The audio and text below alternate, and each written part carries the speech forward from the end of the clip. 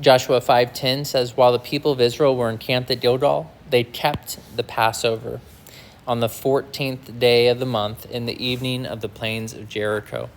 They kept the Passover. So Joshua chapter 5, verse 10, while the people of Israel were encamped at Gilgal. So this is while they don't have a land yet.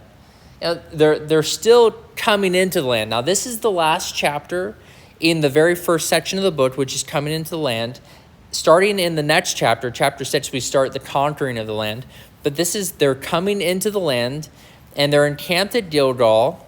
And while they're encamped there, right before they take possession of the land, before they ever go into their first battle, they keep the Passover. They obey the Lord. So not only have they been circumcised, but now they are celebrating the feasts.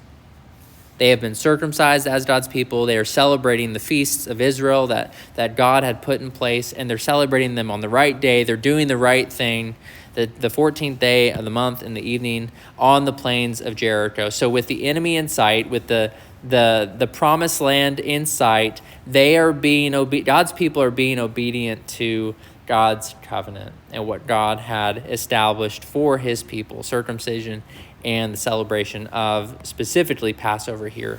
But I just want you to notice that Israel is being faithful to their God. God is faithful as always. Israel is not, but in the book of Joshua, we actually see a very good example of the nation of Israel.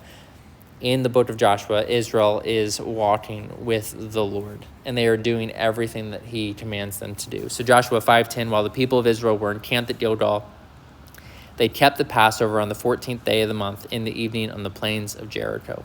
Joshua 5:10.